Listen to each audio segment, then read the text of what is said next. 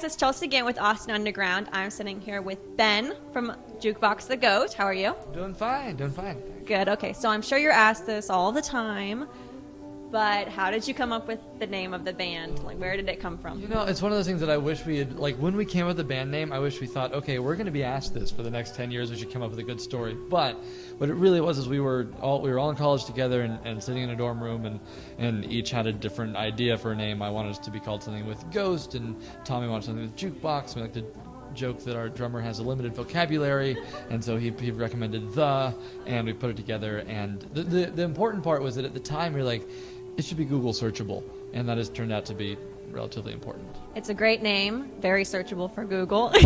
So Whether or not it's a great name is up for debate, but it's definitely searchable. I'm sure you're always the first result on Google. Yeah, not a lot of competition there. Yeah. Okay, so you released your most recent self-titled album in October.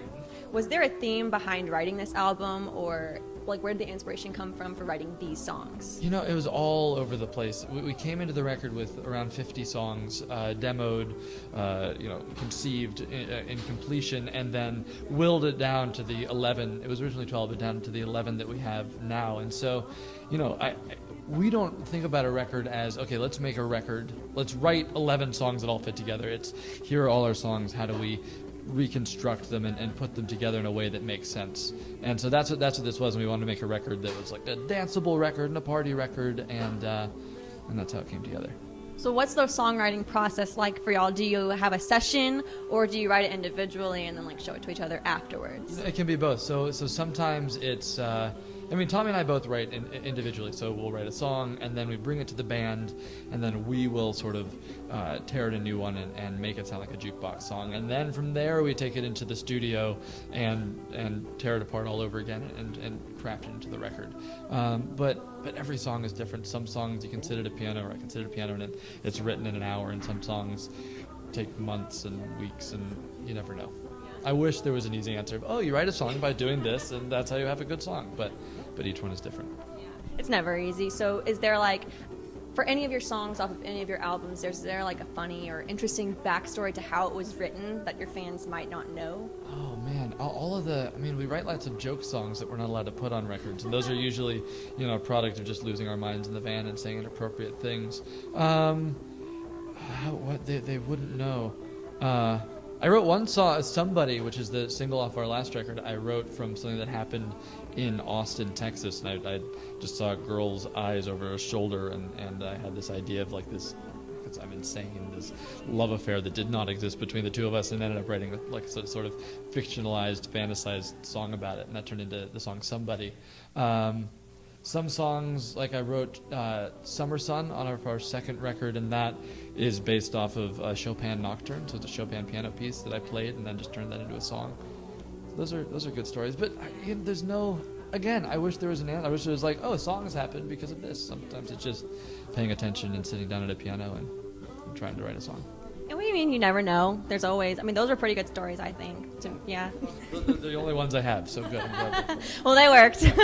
So you have a lot of great fans who have been with y'all since the beginning, but I also know you have some other fans who are a little bit more passionate, maybe, and more outgoing than others. Uh-huh. So, like, what is the craziest fan experience that you can remember from all of your tours?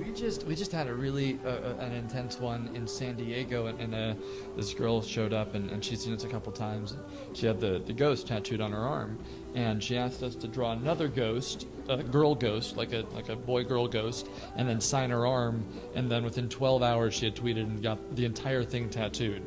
So that was a big fan decision. Otherwise, our fans are generally great, nice, approachable, easy to talk to people, and that's sort of the most uniform quality.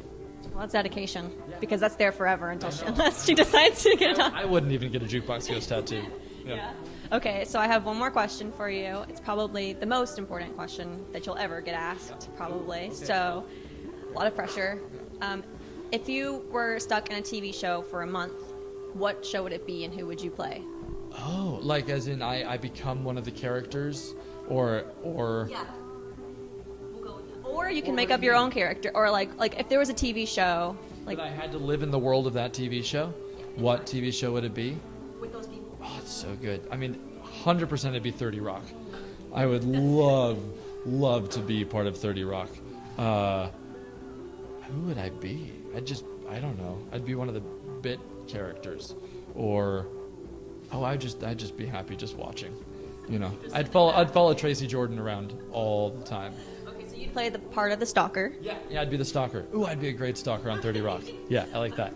Okay, awesome. Well, good luck tonight on your show, and it was nice to meet you. Nice to meet you too.